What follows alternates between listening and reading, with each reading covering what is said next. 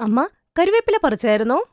ആ, ഞാൻ പറിച്ചിരുന്നു. രാവിലെ തൊട്ട് നീ ഇത് തന്നെയല്ലേ പറയണേ. സാമ്പാർ ഉണ്ടാക്കാൻ പോവാ, കരുവേപ്പില പറിച്ചതാ. അതെന്തെല്ലാം നന്നായി. സാമ്പാർ ഉണ്ടാക്കുമ്പോ പരിപ്പും കായവും ഒക്കെ ഇട്ടുണ്ടാക്കണം. കരുവേപ്പില ഇല്ലെങ്കിൽ സ്വാദുണ്ടാവൂല. ആഹാ, നല്ല മണം വരുന്നുണ്ടല്ലോ. എന്താ ഉണ്ടാക്കുന്നത്? നിങ്ങളുടെ മോൾ ഇന്ന് സാമ്പാറും ഇഡ്ഡലി ഉണ്ടാക്കുക. എന്തു തന്നെ പറഞ്ഞാലും രാത്രിയിലത്തെ ഭക്ഷണത്തിന്റെ സ്വാദ് നമ്മുടെ നിഷയല്ല ഉണ്ടാക്കുന്നേ. എന്നും രാത്രി പുതിയ പുതിയ ഭക്ഷണങ്ങൾ. പക്ഷേ എന്തു പറ്റി വിഷമിച്ചിരിക്കുന്നേ? നമ്മുടെ നിഷയുടെ കല്യാണം കഴിഞ്ഞു കഴിഞ്ഞാൽ എന്നും രാത്രി ഇതുപോലെ പുതിയ പുതിയ ഭക്ഷണം ആരുണ്ടാക്കി തരും? അപ്പോഴേക്കും അവിടെ നിഷ വരും.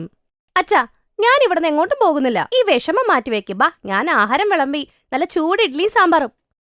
അതേന്നേ, ആ ലാൽചന്ദ് ചേട്ടൻ പറഞ്ഞ ആ ആലോചനയുടെ കാര്യം എന്തായി? വല്ല റിപ്ലൈ വന്നോ? ഇല്ല, അതിന്റെ മറുപടി ഒന്നും വന്നില്ല. നാളെ ഫോൺ ചെയ്യാം. പക്ഷേ കുടുംബം നല്ല പാരമ്പര്യമുള്ള കുടുംബമാണെന്നാണ് കേട്ടത്. നിഷയ്ക്ക് അവിടെ ബുദ്ധിമുട്ടില്ലായിരുന്നാ മതി. ചെറുക്കൻ നന്നാണെങ്കിൽ പിന്നെ എന്താ? എനിക്ക് ഉറപ്പാണ് നമ്മുടെ നിഷ മോൾ ഏത് വീട്ടിൽ ചെന്നാലും അവളുടെ നല്ല സ്വഭാവവും സ്നേഹം കൊണ്ട് എല്ലാരെയും കയ്യിലെടുക്കും. നിഷയ്ക്ക് ആഹാരം വെക്കുന്നത് ഒരുപാട് ഇഷ്ടമായിരുന്നു. രാവിലെ അവൾ ഓഫീസിൽ പോകും. പക്ഷെ രാത്രി അവൾക്ക് ഇഷ്ടപ്പെട്ട ഭക്ഷണം ഉണ്ടാക്കും. നിഷയുടെ അമ്മയ്ക്കറിയാം, രാത്രി എന്തെങ്കിലും ഭക്ഷണം ഉണ്ടാക്കിയാൽ പോലും നിഷ അവൾക്കുള്ളത് ഉണ്ടാക്കുംന്ന്. കുറച്ചുനാൾ കഴിഞ്ഞ് നിഷയുടെ നീരജനെ വിവാഹം കഴിഞ്ഞു. കല്യാണം കഴിഞ്ഞ് ഭർത്താവിന്റെ വീട്ടിൽ ചെന്നപ്പോ നിഷയ്ക്ക് മനസ്സിലായത് യശോദാദേവി എന്തു പറയണോ അതേ നടക്കുള്ളൂന്ന്. അമ്മ, രാത്രി ആഹാരം എന്താ വെക്കേണ്ടേ? ചോറും കറിയും പിന്നെ തക്കാളി ചമ്മന്തിയും. നിഷ, വർഷനെ അടുക്കളയില് സഹായിക്കാൻ പോണം കേട്ടോ ഇനി തൊട്ട്. നീ ഈ വീട്ടിൽ വന്നിട്ട് 45 ദിവസമായി. നീ ചോദിച്ചില്ലേ എപ്പോ ആഹാരം ഉണ്ടാക്കാൻ പറ്റൂന്ന്.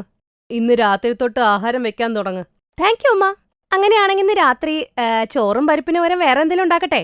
എന്റെ വീട്ടിൽ ഞാൻ ജോലിക്ക് പോകുന്ന സമയത്ത് രാത്രി ഭക്ഷണം ഞാനാ നോക്കാറ്. രാത്രി എനിക്ക് സമയം കിട്ടുവേ. അതുകൊണ്ട് എല്ലാ രാത്രിയും ഞാൻ പുതിയ പുതിയ ഭക്ഷണം വെക്കും. അത് നിന്റെ വീടാണ്. അവിടെ നീ എന്ത് ചെയ്യണമെന്ന് എനിക്ക് ഒട്ടും അറിയേണ്ട ആവശ്യമില്ല. ഇത് നിന്റെ ഭർത്താവിന്റെ വീടാ. ഇവിടെ എന്റെ ഇഷ്ടത്തിനാണ് ഭക്ഷണം വെക്കാറ്.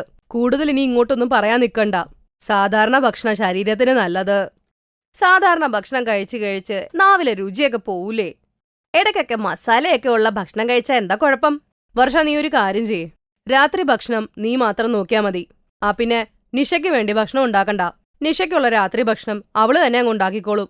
പക്ഷെ അമ്മ, ഞാൻ പറഞ്ഞില്ലേ, രാത്രിയിൽ നിനക്ക് ആവശ്യമുള്ള ഭക്ഷണം നീ ഉണ്ടാക്കിക്കോ. ഇല്ലെങ്കിൽ പറയും ഞാൻ നിന്റെ ആഗ്രഹത്തിനെതിരെ നിന്നെന്ന്. എനിക്കിതൊന്നും കേൾക്കണ്ട. നിഷ, ഒന്നും മിണ്ടാതിരിക്കുക. അമ്മയുടെ ദേഷ്യം നിനക്ക് അറിയില്ല. തൽക്കാലം നിനക്ക് ഒറ്റയ്ക്ക് ആഹാരം വെക്കാലോ. ഇനി കൂടുതൽ വല്ലതും പറഞ്ഞാ അടുക്കള തന്നെ മാറ്റിക്കളയും. പക്ഷെ ചേട്ടത്തി ഇത്. നിഷയ്ക്ക് ഒരുപാട് വിഷമമായി. നിഷയ്ക്ക് പെട്ടെന്ന് അവളുടെ അമ്മേനെ അച്ഛനെ ഓർമ്മ വന്നു. അവളുണ്ടാക്കുന്ന ഭക്ഷണം കഴിച്ച് അവര് ആസ്വദിക്കുമായിരുന്ന കാര്യങ്ങൾ. രാത്രി ചേട്ടത്തി ഭക്ഷണം ഉണ്ടാക്കി. എല്ലാവരും ഡൈനിങ് ടേബിൾ ഭക്ഷണം കഴിക്കാനിരുന്നു. അടുക്കള വശത്തേക്ക് എന്തിനാ നോക്കുന്നത്? ഒന്നുമില്ലമ്മ, അത് ആഹാരം കഴിക്ക്. കഴിക്കുന്ന സമയത്ത് അവിടെ ഇവിടെ നോക്കി നിൽക്കുന്നത് നല്ലതല്ല. നീരജിന് അമ്മനെ ഇത്തിരി പേടിയായിരുന്നു.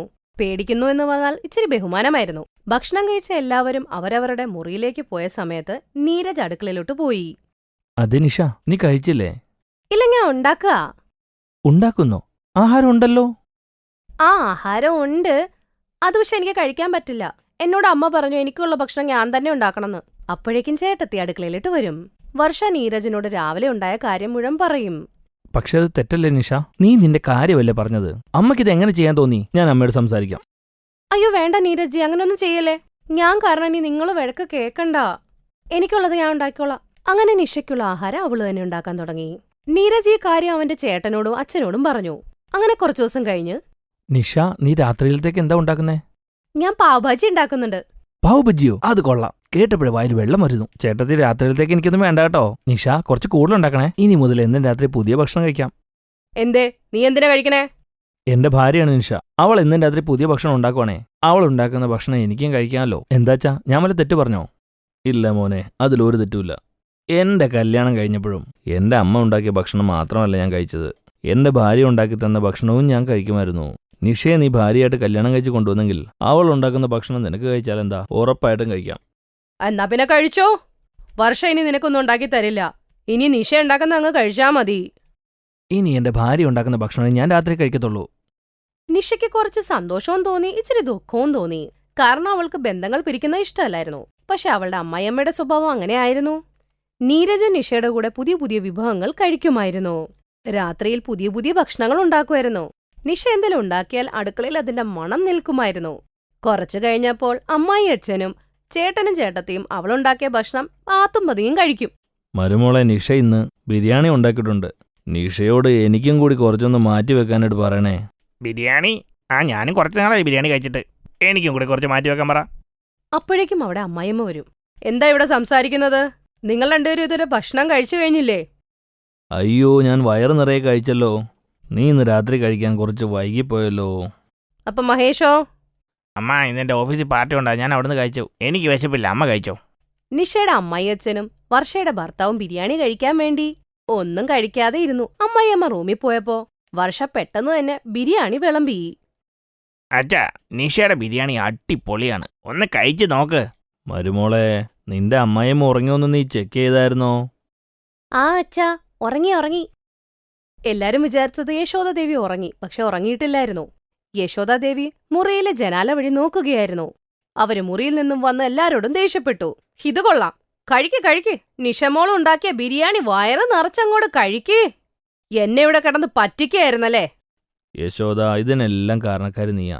നീ കാരണമാണ് ഞങ്ങളിതൊക്കെ പാത്തും പതുങ്ങിയൊക്കെ കഴിക്കുന്നത്. നിഷ നമ്മുടെ വീട്ടിലെ മരുമോളല്ലേ. അവക്കിവിടെ പൂർണ്ണ അവകാശമില്ലേ ഭക്ഷണം ഉണ്ടാക്കാനും വിളമ്പി കഴിക്കാനൊക്കെ ആയിട്ട്. പക്ഷേ എല്ലാവരും നിന്നെ മാനിക്കുന്നത് കൊണ്ടാണ് നിന്റെ മുമ്പിൽ ആരും ഒന്നും പറയാത്തത്. ഇന്നു തൊട്ട് എല്ലാ ദിവസവും എല്ലാവരും നിഷ ഉണ്ടാക്കുന്ന പുതിയ ഭക്ഷണം കഴിക്കും. നിഷ മാത്രമല്ല, മൂത്ത മോളുടെ. മോളെ, നീ ഉണ്ടാക്കുക പുതിയ ഭക്ഷണം. യശോദ, നീ നിഷയ്ക്ക് ഇത്രയും ചെറിയ കാര്യത്തിന് നീ ഇത്ര വലിയ ശിക്ഷ കൊടുത്തില്ല അവക്ക്, അതും പുതിയ ഭക്ഷണം ഉണ്ടാക്കുന്നതിന്. ഇതിലെന്താ ഇത്ര തെറ്റ്? അമ്മ, ഇത് ഞാൻ ആഗ്രഹിച്ചതല്ല. ഈ കുടുംബം നന്നായിരിക്കാനേ ആഗ്രഹിച്ചുള്ളൂ, അല്ലാണ്ട് കുടുംബം തകർക്കാനല്ല. യശോദാദേവി ഒന്നും മിണ്ടാതെ അവരുടെ മുറിയിലേക്ക് പോയി. അടുത്ത ദിവസം എല്ലാവരും കൂട്ടം കൂടിയിരുന്നു. എല്ലാരും ചിന്തയിലായിരുന്നു യശോദാദേവി ഇനി എന്താണാവോ പറയാൻ പോകുന്നത്. പക്ഷേ യശോദാദേവി പറഞ്ഞത് കേട്ട് എല്ലാവരും ഞെട്ടിപ്പോയി. നിഷമോളെ, രാത്രി ഭക്ഷണത്തിന് എന്താ ഉണ്ടാക്കുന്നത്? അമ്മ, എന്തേ രാത്രി ഭക്ഷണം ഉണ്ടാക്കാൻ തീരുമാനമൊന്നും ഇല്ലേ?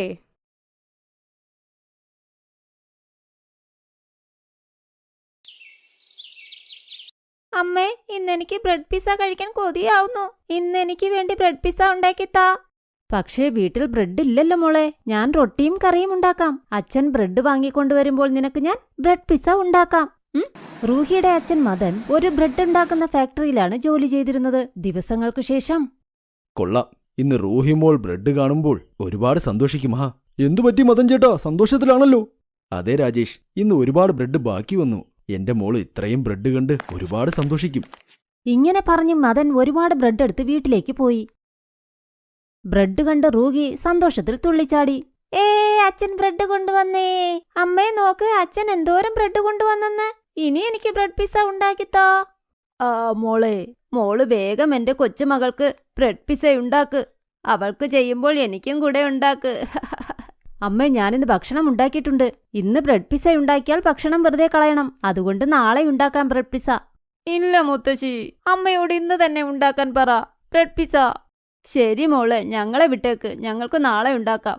ഇന്ന് അവൾക്ക് വേണ്ടി ഉണ്ടാക്കി കൊടുക്കു നീ. അതേ രജനി, നീ അവൾക്ക് ഉണ്ടാക്കി കൊടുക്ക്. നമ്മുടെ കയ്യിൽ ഫ്രിഡ്ജൊന്നുമില്ലല്ലോ ബാക്കി വരുന്ന ഭക്ഷണം വയ്ക്കാൻ. നാളത്തേക്കിന് ഇത് കേടായി പോകും. അതുകൊണ്ട് നമുക്ക് ഈ ഭക്ഷണം കഴിക്കാം. നീ റൂഹിക്ക് മാത്രം ഉണ്ടാക്കി കൊടുക്ക്, അവൾ കൊതിച്ചതല്ലേ. രജനി റൂഹിക്ക് ബ്രെഡ് പിസ്സ ഉണ്ടാക്കി കൊടുത്തു. അത് കഴിച്ചവൾ സന്തോഷിച്ചു. അടുത്ത ദിവസം മദൻ ജോലിക്ക് പോയി. ജോലിക്ക് പോകുന്നവൻ ദിവസവും ജോലിക്ക് പോയി ഓവർ ടൈം ചെയ്യുമായിരുന്നു.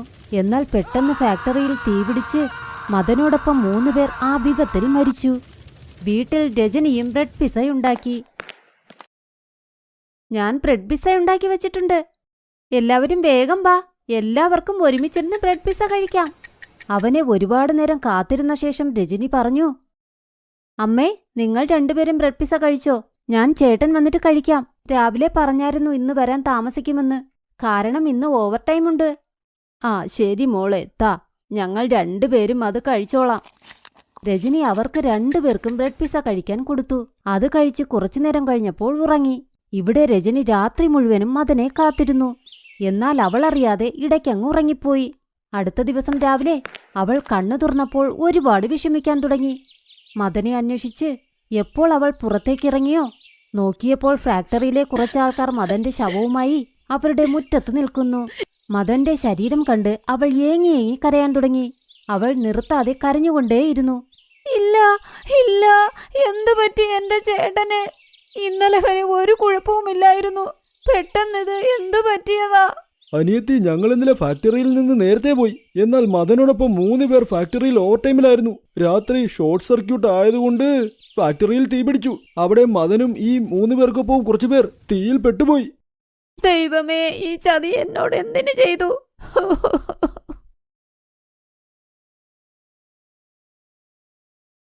മദൻ പോയതിനു ശേഷം കുടുംബം മുഴുവനും ഷോക്കിലായി.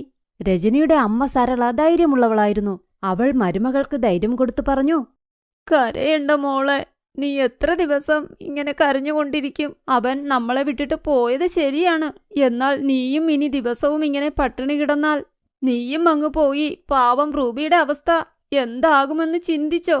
രജനി, ഇനി ഇവളുടെ മാതാവും പിതാവും നീയാണ്. എന്തെങ്കിലും ജോലി കണ്ടെത്തി നീ അവളെ നോക്കണം. ഇനി എനിക്ക് എന്ത് ചെയ്യാൻ പറ്റും അമ്മേ? നിനക്കറിയാമോ, നിന്റെ ഉള്ളിൽ ബ്രെഡ് പിസ ഉണ്ടാക്കാനുള്ള നല്ല കഴിവുണ്ട്. അതും മിഷ്യനുകളുടെ സഹായമില്ലാതെ. ഈ കഴിവ് ഗ്രാമത്തിൽ ആർക്കുമില്ല. നീ വിചാരിച്ചാൽ ബ്രെഡ് പിസ ഉണ്ടാക്കി വിറ്റ് ഈ കുടുംബം നോക്കാൻ പറ്റും. നിന്റെ ഭർത്താവില്ലെങ്കിൽ നിനക്ക് ഒന്നും ചെയ്യാൻ പറ്റില്ലെന്ന് വിചാരിക്കണ്ട.